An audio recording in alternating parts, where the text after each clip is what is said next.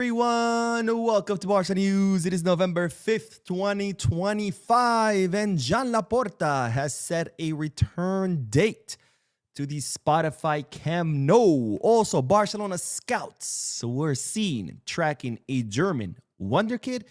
And finally, Barcelona are set for a clash with the Royal Spanish Football Federation. And I'm going to tell you why. We have a lot to discuss, so let's begin.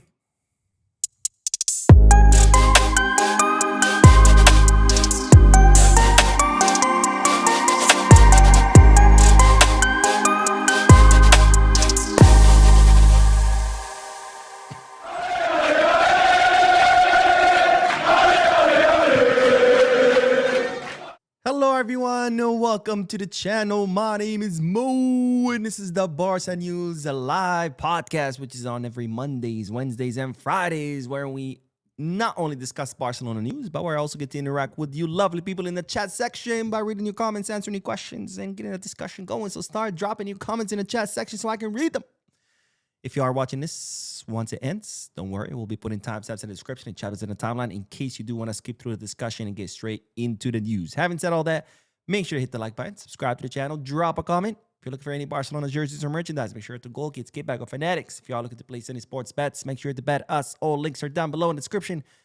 Click on them, you get access to some pretty cool deals and offers. Today, we're starting a little bit late because, of course, today was the Champions League match where Barcelona drew 3-3 against Club Brugge in what was a shameful performance, a very disappointing performance. I did do the post-match live analysis. If you want to hear all my thoughts and opinions, my review of that match, make sure to watch that video. And that's why we're starting late, because I did the post-match live analysis, and now we're doing the podcast. Now, let's start with the news, because we do have to talk about our beautiful, what will be a very beautiful stadium, the Spotify Camp Nou, our historic stadium, which once completed, I have no doubts it'll be one of the best stadiums in Europe. But let's talk about the Camp Nou, because Jean Laporta has set a return date.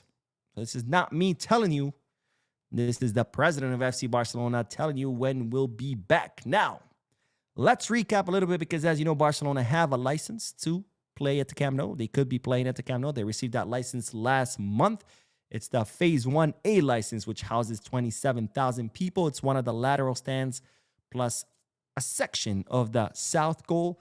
But of course, given that the Olympic Stadium can host 50,000 people, Barcelona decided, hey, let's continue at the Olympic Stadium. We have double the capacity than the Camp Nou currently has. So even though we could technically play at the Camp Nou, Barcelona decided not to.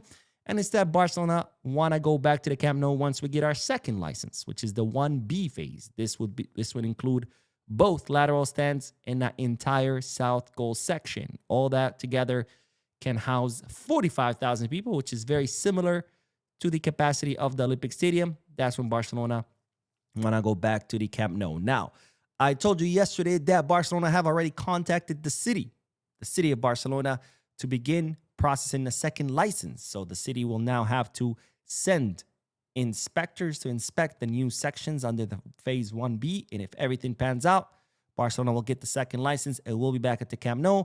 Barcelona are hoping to get the license around between November 12th to November 15th. That's right around the corner. And they're hoping to return to the Camp Nou by November 22nd. That's the first match after the third. Yes, you heard that correctly. The third FIFA international break of this season, which will be against Athletic Club de Bilbao. Now, Jean Laporta was in Belgium today, of course, for the Champions League match. And he was asked, Mr. Laporta, what's going on with the Camp Nou? This is what the Barcelona president had to say. There is a lot of excitement about Camp Nou. We are very grateful to the members and fans for being so enthusiastic. It's great news that all the tickets have been sold. By the way, he's talking about, of course, about the open training match. There's going to be an open training, session. There's going to be an open training session on November 7th. As you know, Barcelona are going to allow 23,000 spectators to watch that training session. They were selling tickets, €5 for club socios, €10 for the general public, and all the proceeds will go to charity, to the Barcelona Foundation. Special project, it's called something pulseras, which means bracelets. It's a project where Barcelona help kids who are going through difficult medical situations. That's what it is. But so Laporta announced that all those tickets have been sold. All 23,000 tickets have been sold. So there will be 23,000 people at the Camp Nou watching the first team train on November 7th. That will be the first time the public will be back at the Camp Nou and the team as well since May of 2023. So 2.5 years. Now, Laporta said it's a test that needs to be done. The training session will help us to see how everything will work in terms of organizing a football match. Oh, there we go. Everything has been checked and is ready. And now we will conduct a public test to confirm this. Barring any unforeseen circumstances, the return will take place on 22nd or 29th of November. So that's official, ladies and gentlemen. This is the president of FC Barcelona telling you that the return should be around November 22nd or 29th at the latest. November 29th, of course, will be the 126th anniversary of Barcelona, and it's also my birthday. So if we don't go back by the 22nd, then, well, it will be for my birthday. So I have no problem with that. It would be a good gift. I don't know if, I think I've told you guys this before, but I share the same birthday as Barca. We were both born on November 29. Of course, Barcelona have, a few more years over me. But nonetheless, so Laporta confirming the return to the Camp Nou, and of course, confirming that all the tickets have been sold to the open training session, which will serve as a test, right? Because even when we're back at the Camp Nou, it's gonna continue to be a construction site. And on match days, they're gonna have to move the machinery out the way. They're gonna have to move the construction material out the way. And so this training session, they'll be able to monitor the crowds, how they enter the stadium, how they move around, how they get to their seats, how they exit, and that will help the engineers figure out the best way on how to move things around on match days, and where to put the machinery, where to put the construction material, as to not only move it out of the way of the public, but also to guarantee their safety, right? So if you're going to buy a hot dog, well, they don't really sell hot dogs at the Camp Nou, but, or do they? I think they did. But anyways, if you go to buy a popcorn, a brick doesn't fall on your head and you end up dying. So this will be an important test. And again, Laporta confirming the return date. Now, by the way,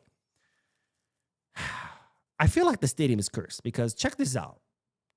We have the worst luck, I swear. There's currently talks about a possible strike by some of the workers at the Camp Nou. There's a union that represents some of the workers, and this union is complaining that both Limac, which is the company doing the renovation, and one of the subcontractors called Extreme Works have fired 50 employees or 50 construction workers, and they plan to send them back to their country of origin because there's a lot of foreign workers at the Camp Nou. And this union is saying that these people were fired unfairly, that their labor rights are being violated, and if something's not done about it, they're threatening a strike. Now, hopefully this doesn't happen. Hopefully there's an agreement reached or whatever that needs to be done happen, because of course a strike would delay, obviously, the construction and would delay the return date to the Camp Nou, or maybe won't delay the Phase 1B, because if the Phase 1B is done and all it's pending is inspection, then maybe it would delay the rest of the stadium. But anyways, I swear to God, worst of luck. Now, more bad luck, because today, Limac announced that one of the construction workers tested positive for tuberculosis. I can't believe people still get tuberculosis in this day and age. But anyways, so now they have had to activate health protocol. Get people, stop the construction, get people tested out. If there's anyone that tests positive, they have to quarantine them. They have to disinfect all the areas and everything that employee touched. Minor delay, of course, but nonetheless, I mean, is there like a curse at the Camp Nou? Because if there is, and some of you know some, voodoo on how to remove curses, please take a trip there, remove that curse. I'll pay for your flight because, like, seriously, a strike and tuberculosis, what's going on? But anyways, hopefully now this will delay the return, and hopefully we'll be back by November 22nd or 29th at the latest. All right, let's start with the comment section, and then we are going to talk about the German Wonderkid that Barcelona are currently tracking because their scouts were spotted watching this guy. And Klaus, my man Klaus, it's good to see you back in the podcast again. I know you were gone for a while, but it's always good to see you in the chat section. But Klaus says, it seems like Barcelona focus too much on Wonderkids and neglect the first team. It's good if it works out, but it's not an investment in what's needed now. It's very frustrating. I agree, especially because this kid is a midfielder. And do we really need midfielders? We have a million midfielders. We have a million more in the academy. But, you know, the reason behind why Barcelona is so focused on identifying these gems, these wonder kids, is because, unfortunately, we don't have the money to go and buy someone that's already, you know, established. Unfortunately, we have to resort to this, right? Identifying young talent that we can buy on the low, and then hopefully that young talent one day becomes the next Lamine Yamal or the next Pedri or whatever it may be. So unfortunately, it's necessary because that's just the situation that we're currently in. David says these players don't deserve to grace the Camp Nou. Yeah, now with this attitude on how they're playing, especially Koundé. I mean, Koundé, my boy, you can stay in the parking lot. You can warm up in the parking lot, do some laps around the stadium. But yeah, it's absolutely shameful.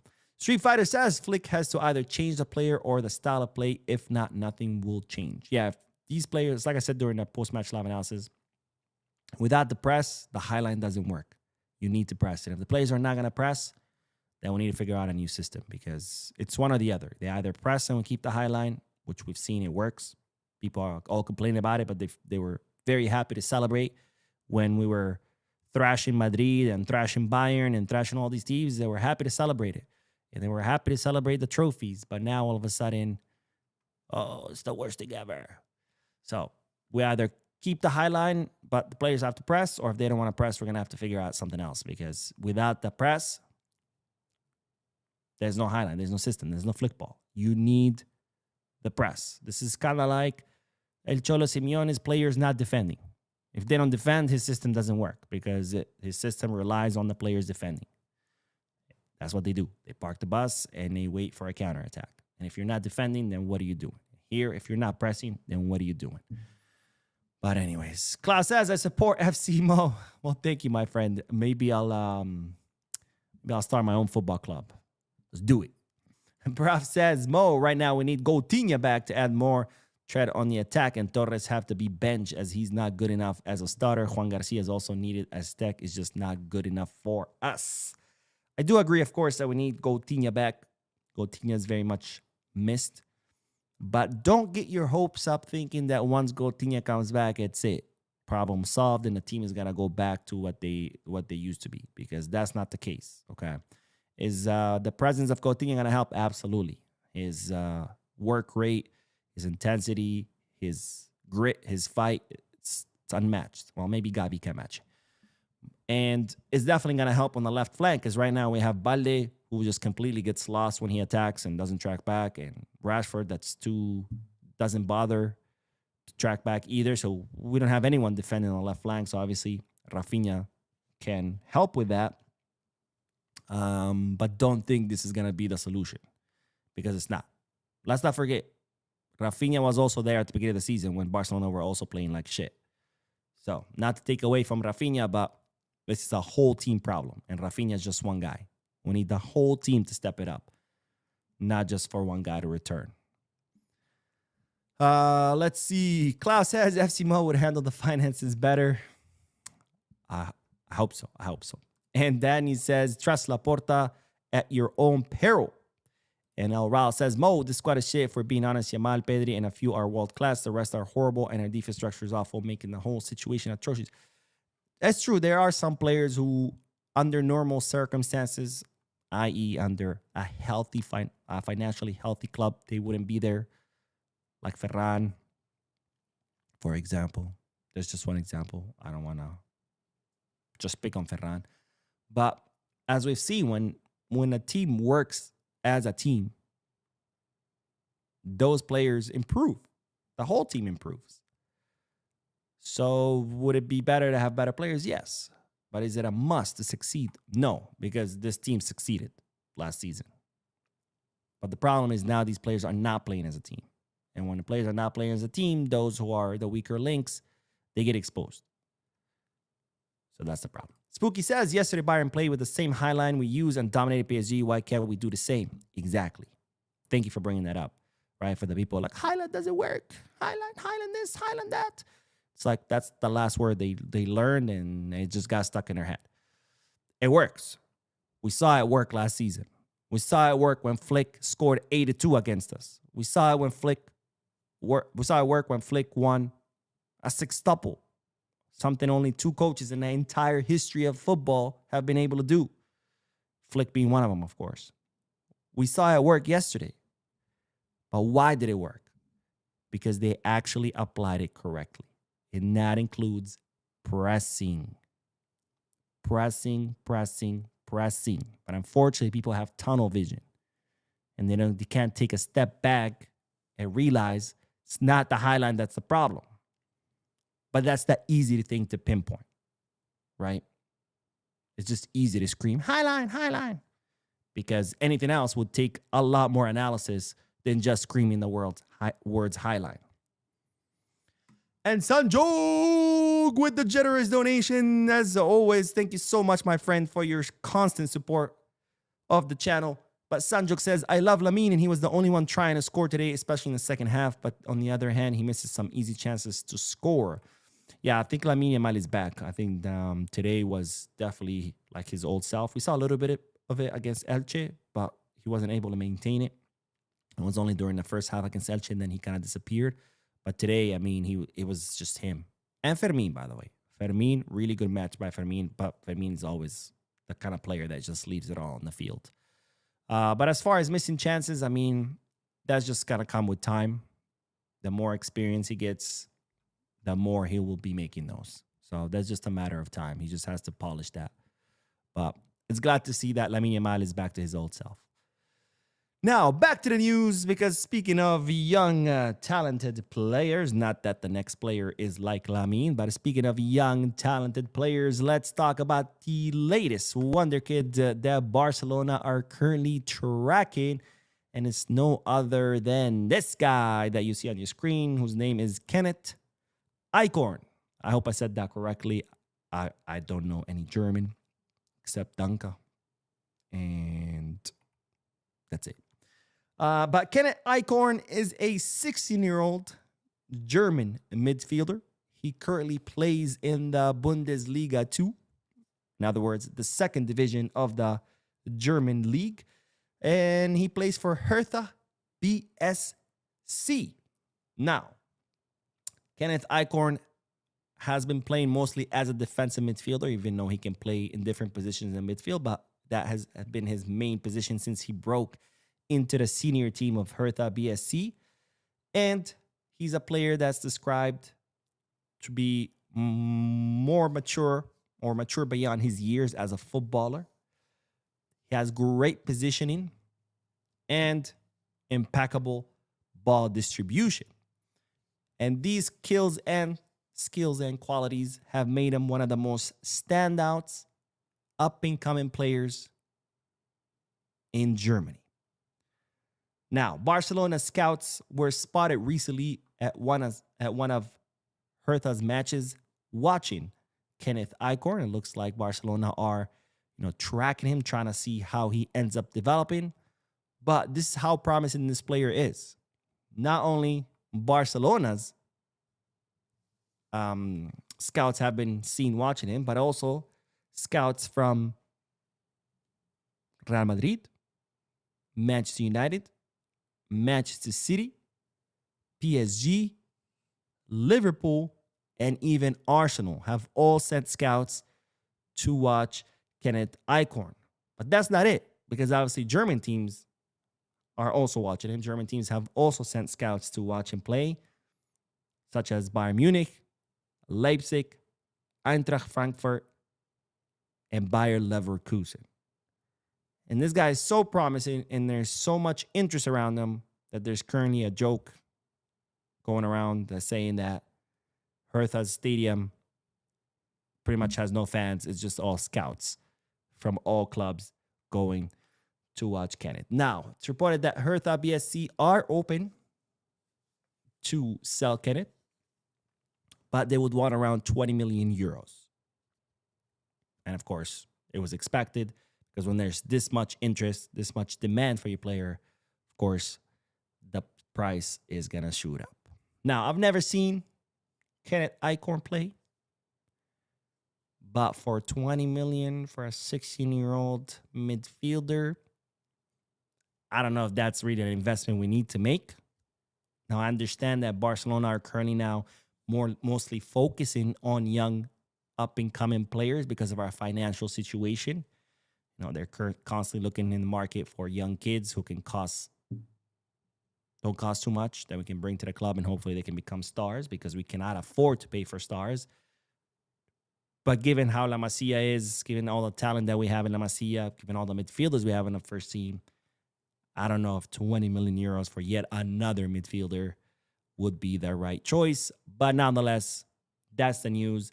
Barcelona scouts have been spotted watching Kenneth Eichhorn in Germany. All right, let's get back to the comment section, and then we are going to talk about the clash that is currently brewing or is set to happen between Barcelona and the Royal Spanish Football Federation. All right, let's see. Where did we leave off? Yomi Data says, Mo, can you make a case for why these La Masia should not be trusted over some of these players? These La Masia press better. They are hungry.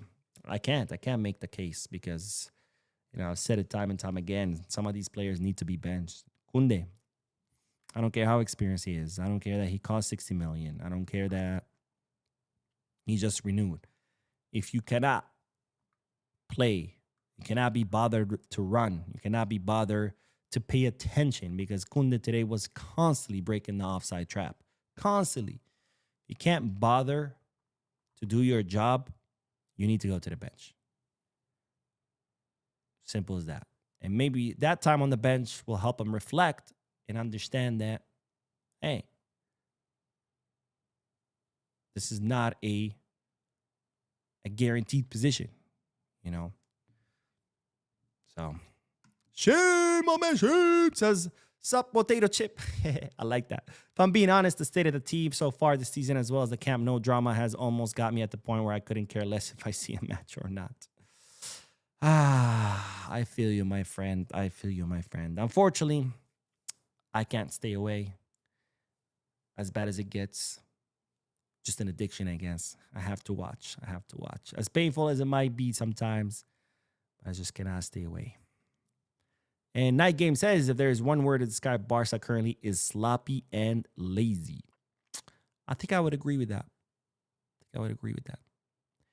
And Sid says, we have an FC Mobile free-to-play player budget. I don't see how we can bounce back without spending money on a center back and a right back. I mean, before we can even discuss signings, we first have to fix what we have. Because right now, the players that we do have are not working as a team. They don't have the right mentality to play the way they're supposed to be playing.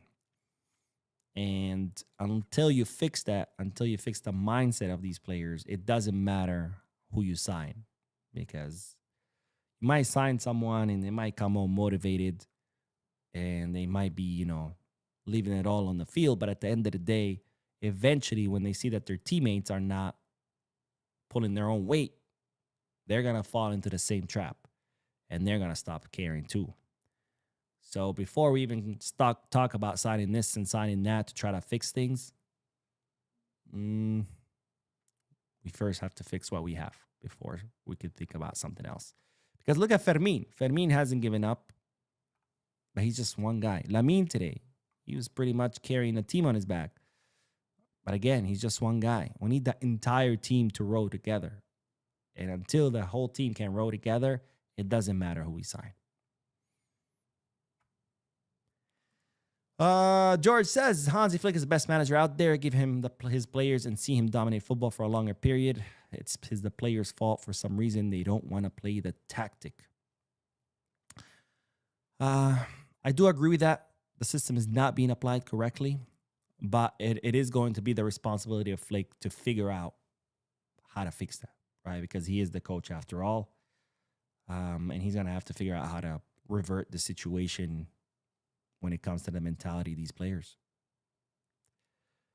And David says, what? Chelsea didn't send scouts. It's so funny that you say that because that was literally my reaction when I was reading this news. I was like, really? Chelsea? But then it made sense. Chelsea don't really scout. They just sign whoever's out there. They're like, all right, who's on the market? This guy, sign him. Who else? This other guy, sign him. What about this one? Pocket. Do you know how he? Do you know if he's good or not? I don't care. Sign him. Do you know what position? I don't care. Sign him. So I think that's how Chelsea operates. It's not even about scouting. It's just like whatever's out there, sign them, and then we'll figure it out. That we'll see if that's a player we need, or if they're good or not, or if they fit or they don't fit. We'll figure out later. Sign first, figure out later. Sanjog with another generous donation. Thank you so much, my friend, for your generosity. But Sanjog says, right now, it feels like we're playing with no forwards, except for Lamine. Let's be honest, Rashford is not Barca level. Ferran is Ferran. Lewa is old. Yeah, you ain't kidding, my friend. You are not wrong. You are not wrong. Ferran. Oh, Ferran. He definitely is a good sub. But every time he starts, it's like the same shit. And yeah, Lewa's old. He cannot be starting every single match. And Rashford is too cool to try. And yeah, you're not wrong. You're not wrong. I mean, this is why I say Rafinha's coming back is definitely going to help, because at least we'll have two attackers. But also don't expect that to be the end-all solution, because Rafinha coming back is definitely going to help. But until the whole team decides to play together, we're probably going to see the same. Maybe a little bit improved thanks to Rafinha, but we're going to see a lot of the same crap. But anyway, speaking of Lamine Yamal, since we just said that he's the only attacker, let's talk about Lamine Yamal, because, ladies and gentlemen, trouble is brewing once again between Barcelona and the Royal Spanish Football Federation over Lamine Yamal. Now, you know already what happened with Lamine Yamal during the first FIFA international break. He arrived with discomfort. Barcelona's doctors informed the Royal Spanish Football Federation that Lamine was arriving with discomfort. They didn't give two shits about that. They played him against Bulgaria for 80 minutes, even though it's freaking Bulgaria. Did you really need Lamine Yamal for Bulgaria? You tell me you can't win against Bulgaria without Lamine Yamal? And the match was over in the first half. It was 3-0, and they still played him 80 minutes. Of course, that discomfort turned into an injury. And instead of saying, oh, crap, we messed up, we didn't listen to the doctors, we injured this guy, let's send him home. No. They injected him with painkillers, and they made him play a second match against Turkey. Again, did you really need Lamine Yamal against Turkey? You tell me you can't beat Turkey without Lamine Yamal? Not just that, the match was 7-0, and Lamine was still on the field. And, of course, that resulted in Lamine being injured. He missed, I don't know how much, 5-6 matches. Played against PSG, got re-injured again, missed another 4 or 5 matches, finally came back in El Clasico, and we've seen him struggle, right? Because the injury is not completely gone. Now, today, he had a phenomenal night. Don't get me wrong. I'm not here to take away from what he did tonight. But he's not at 100%. And as a result, of Barcelona, we're hoping that even though Lamine is technically fit and he has gotten a medical clearance and he is playing, that the Royal Spanish Football Federation this time would not call him up. Because, of course, we do have a FIFA international break next week, right? This week we play against Celta Vigo, and then the third FIFA international break begins. But it seems like Luis de la Fuente has told those close to him that if Lamine played tonight against Club Brugge, which he did, he would still call him up to the FIFA international break. So it looks like we're going to have another clash. You know, things were very tense. Words were exchanged when Lamine was first injured. Things then calmed down. But now Luis de la Fuente is back to his old piece of shit self and wants to call up Lamine Yamal again because, of course, he doesn't give two shits about his players. As long as they play, he doesn't care if he ruins their career, if he injures them. But Dean Huijsen arrives with a letter saying that he's fatigued, not even injured, sends him home. Lamine Yamal gets shot up with painkillers, forced to play. Same story with Dani Olmo, same story with Ferran Torres. And honestly, at this point, I think John Laporta needs to figure something out. I know there's not much a club can do. They have to release players. But something needs to be done because at this point, this is just straight up negligence. And we can't be in a position where the club that pays the player's salary has to be submitted to this and has to be at the mercy of a moron called Luis de la Fuente, who simply just doesn't give a shit about his players. But we'll see what happens. Hopefully, the Royal Spanish Football Federation backs away. But this is just completely irresponsible from that piece of shit, Luis de la Fuente. All right, let's get back to the comment section, and then we are going to talk about Marcus Rashford because there's some news coming out of England in regards to the Barcelona player. Yes, can you say Barcelona player? Because he's on loan, so he's not technically our player. I don't know. Marcus Rashford. Marcel says, yo, Mo. Wait. Did I read this? This sounds familiar. Yes, I did read this. I did, right? I can't remember. I'll read it again just in case. Yo, Mo, I'm just catching the live now about how you truly feeling about this team, man. Flick should be Gary Spanish of all time, even if the team of all time to even get this team win trophies. How do I feel if this team doesn't get their act together? Expect a trophyless season.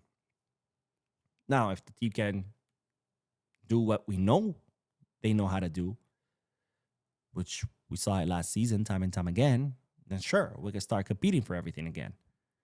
But as long as they stay on the same track, I don't expect us to win anything. Valeriano says, shouldn't Rooney get more playing time? I think so. I think today was I think this is twice that's happened. First against Elche, Lamine kind of disappeared the second half. He was just a ghost. And Rooney did come in for him, but he came in like around the 83rd minute. I think that would have been a good time to bring him in earlier since Lamine was just not there. And today, again, he came in around the 82nd, 83rd minute, and he came in for Rashford. Again, he could have came in much earlier since Rashford wasn't doing anything. So I think so. I think why not? I mean, how much worse can it get if we take Rashford out and put in Rooney in his place? I don't know. Shade with the generous donation as always. Thank you, my friend. Oh, wait. No. Hold on. I got to start doing this every time a donation comes in. Right here. Thank you, Chief, for your donation. Bashin says, you know, I like Hansi Flick. I've made it known many times before. However, he's reminding me more every day of Ruben Amorim from Man U, refusing to admit something is broken in the system and refusing to admit it needs fixing. But here's the problem. I don't think the system is broken. The system is not being applied. And that's why it's not working, right? Because we know the Highline works. We saw it work all of last season. We saw it work yesterday with Bayern. I mean, they just dominated PSG. But it has to be applied in order for it to work, right? It's like if you buy a cleaning solution for your clothes and your clothes, you're not using it on your clothes and your clothes are coming out dirty and you're like, the cleaning solution doesn't work. Or it does. You're just not using it. So it's the same thing kind of. I know it's a terrible example. Couldn't think of anything better. I'm really tired. But yeah, I don't think the system's broken. It's just that these players are not applying it. You know, for the Highline to work, you have to press. And the whole team has to press.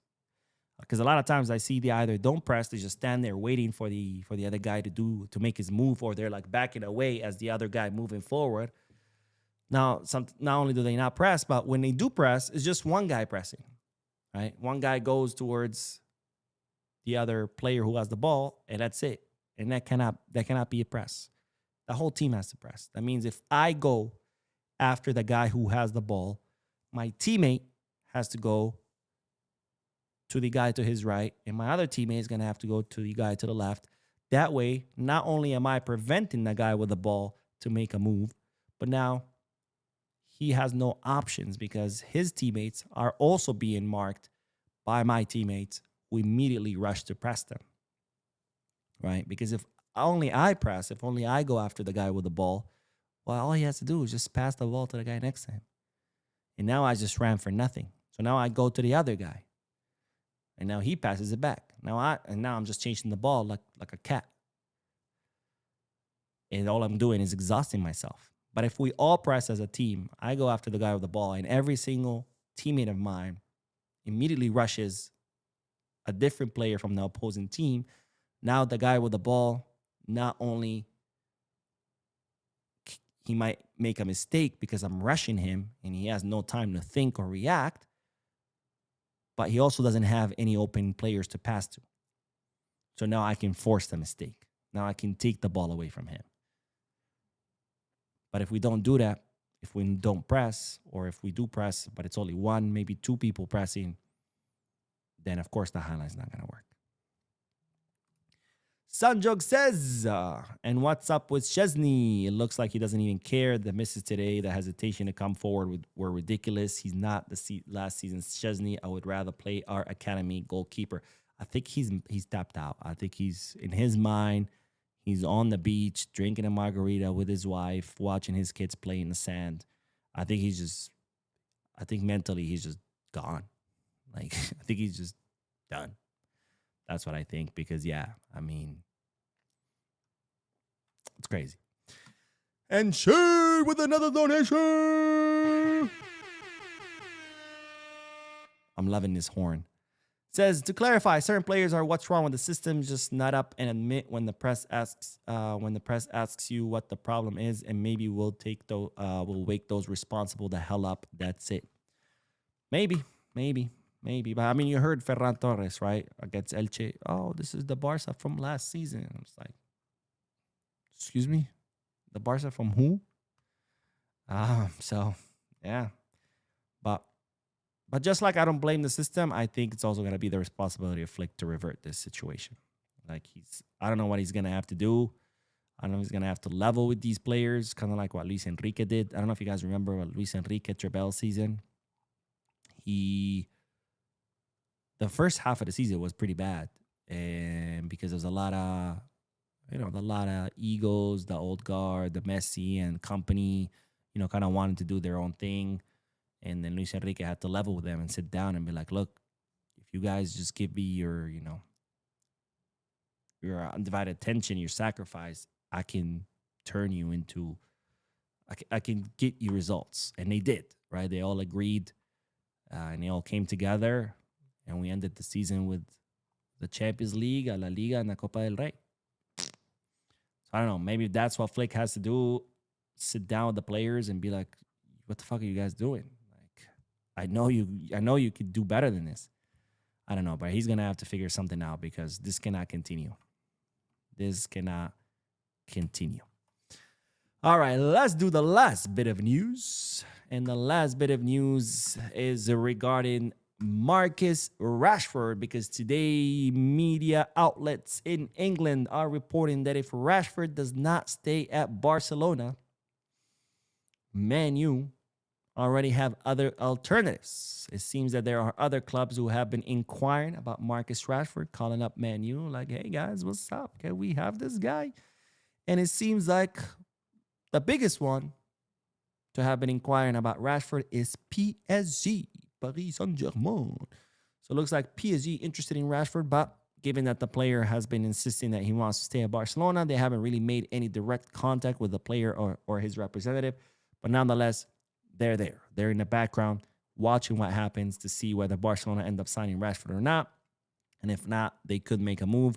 But they're not the only ones. There are other clubs, it looks like, they are also inquiring about Rashford. Now, given what I've seen so far, please take him.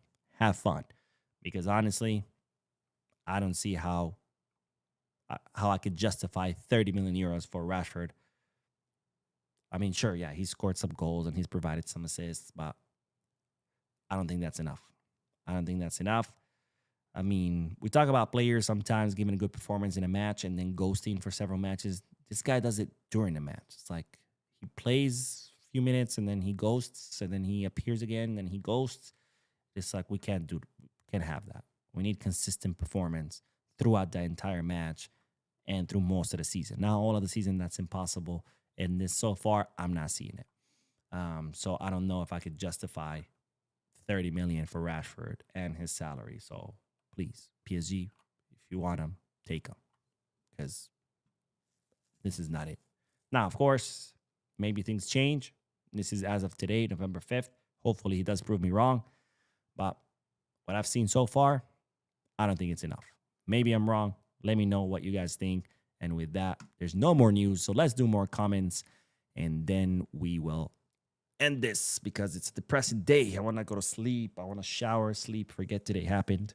And it's messed up too because I had a really good day to my start. A really good start to my day. I was killing it at work. I settled 6 cases. And I was like, yeah. And that was like by 10 a.m. And I was like, let's go. Feeling good. Today's a good day. And then I watched this match. And it's like my whole day went to shit. So thanks a lot, Barca. Thanks a lot. Sundar, what's up, man? Haven't seen you in a while, says Mo. Or maybe you have been around, but maybe I haven't seen your comments in a while. But Sundar says, Mo, for next season, whom you want to sign as a center back? Because I don't think there are CBs like Cuarci and La Masia right now. There are a few, actually. And I'm blanking on the name. We have Landry Farre, who's kind of been flirting a little bit with the first team here and there. Like Flick kind of been watching him. And there's another guy who I'm completely blanking on right now. Talked about him in a previous video. Let's see. I'll tell you. Maybe I can.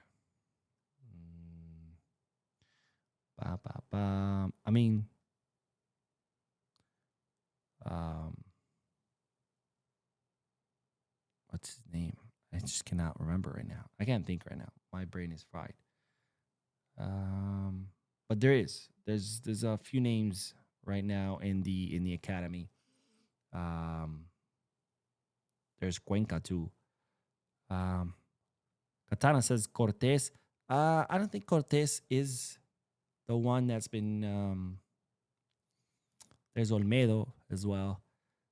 So there are a few cooking. I don't know if they're ready, but there are a few cooking. Now, who can we sign? We'll see. Margay would be cool, but I'm guessing he's probably going to end up to go into Liverpool. But it would be cool to sign a free agent, right? Gonzalo Ignacio seems promising, but I know he's going to cost an arm and a leg. And I know Flick kind of wants Schlotterbeck. We'll see.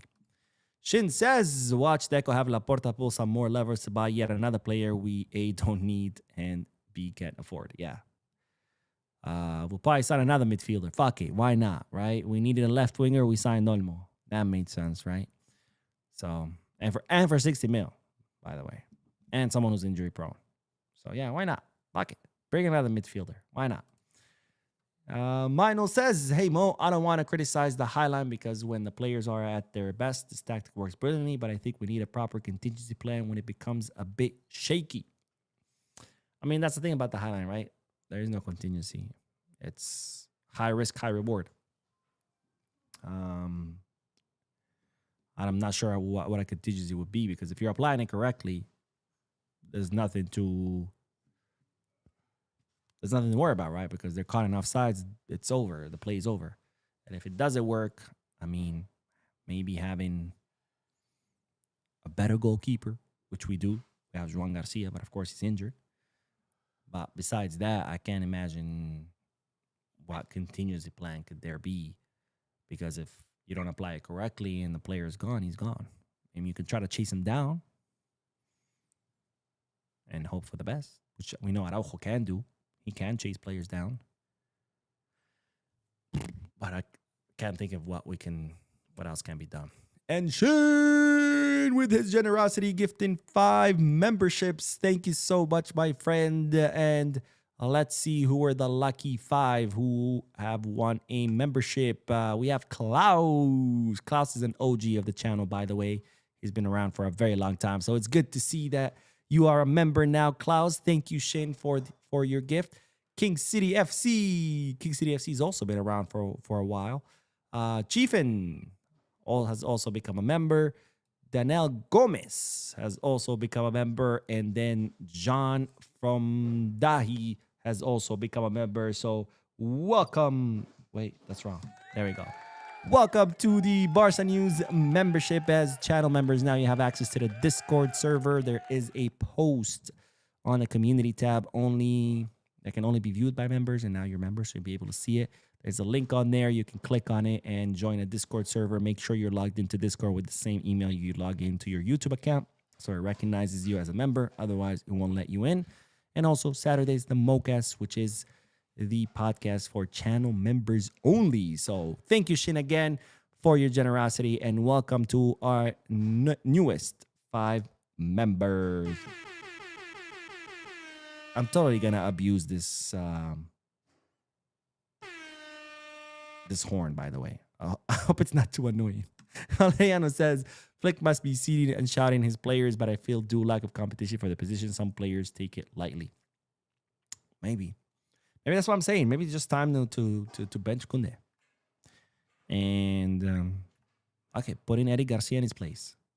And have Pau Cubarsí and Araujo play as our 2 center backs. Why not? And keep him on the bench until he learns. This is not a... What is it called that professors get when they get hired at university? Where it's like a guaranteed job. I'm blanking on the word. Help me out, chat. Help me out, chat. What is it called when professors? It's on the tip of my tongue. And they pretty much get it after several years, and there's some requirements. But once they get it, they cannot be fired. Tenure. Thank you, Shin. Tenure. So yeah, put Kunde on the bench. Let him know. This is not a 10-year job, bro. This is not just because you're Kunde, that's it. You get to play there the whole time. Hell, I would rather we risk it with Xavi Spart. He's probably not ready, but fuck it. Throw him in there. Show Kunde that he's not that special, that he doesn't just get to keep a position just because that's it. He has it. That means it's his forever. It's not a 10-year job. So, Katana says, please, Flick, I don't want you to be sacked like Xavi. Man, they really did do Xavi dirty. They really did do Xavi dirty. The guy quits. They're like begging him to stay. He's like, okay, I'm going to stay. So they're like, okay, stay. They announce he's staying, and they fire him. Bro, you should have just let him go then. Why did you fire him? They really did him dirty. They really did him dirty.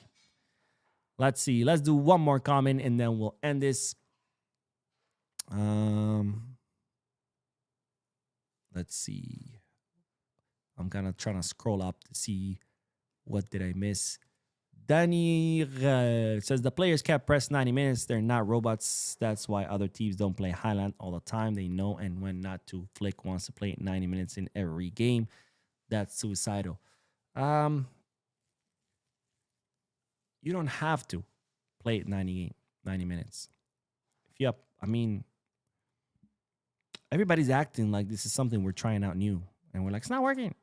We know it works. We did it the whole last season. And we were very successful with it. We won 3 trophies. We were thrashing teams left and right. Got to the point where it was boring watching Barcelona score goals. So what do you mean it cannot be done? It can be done. It has been done. We've seen it with our own eyes. This is not hypotheticals, guys. This is something that already happened. Like, hello. It's like hypothesizing, can we make it to the moon? I wonder. We already did. So it's like we can. And plus, you don't need to. If you do it the right way, like we used to, the match could be over by the halftime, 60th minute. If you're up 3-4-0, sure, you can relax the last 20 minutes. But at this point, they're not doing it at all. So that's why it's not working. Let's see. Akum Long says, what's favorite for the Champions League? Bayern, PSG, Arsenal, City. This is tough. But don't sleep on Bayern. I don't know about City and Arsenal. I think they're contenders. Don't get me wrong. But if I were to pick a favorite today, based on what I've seen so far, I think Bayern. think it's between Bayern and PSG, with Bayern having a little bit of edge. And then in second place, Arsenal and City. Yeah, but sometimes you never know, right? Things can go wrong. Some teams that started bad, they pick up pace, like PSG. PSG started horribly, the Champions League. And then once they got past Liverpool, it was just skyrocket, right? And they won it all. Or we can have a Liverpool, right? Liverpool started out so strong, and you're like, all right, these guys are going to win it. And then, boom, they crash out in the round of 16. So you never know, right? But as of today, I would say Bayern. But again, things could change. You never know. And Shin says Bayern are downright scary this year. Yeah, absolutely. Absolutely. Hopefully, we'll be the PSG of last season, and Bayern could be the Liverpool of last season, right? PSG started out weak. They end up winning it. Hopefully that's us. We started out weak and we end up winning it, even though. And, Bayern, hopefully they could be the Liverpool of last season, where Liverpool started really strong and then they crashed out. So I guess the dream is free, my friends. The dream is free. Anyways, that is all, ladies and gentlemen. Thank you so much for joining me. I know it probably wasn't easy. I know you're probably like, what the fuck did I just watch? Talking about the game, of course. But thank you, guys. Thank you for your generosity with the donations and the memberships. Thank you for your comments. Don't forget to hit the like button, subscribe to the channel, drop a comment. And remember, tomorrow will be a better day. And as always, peace, Garza.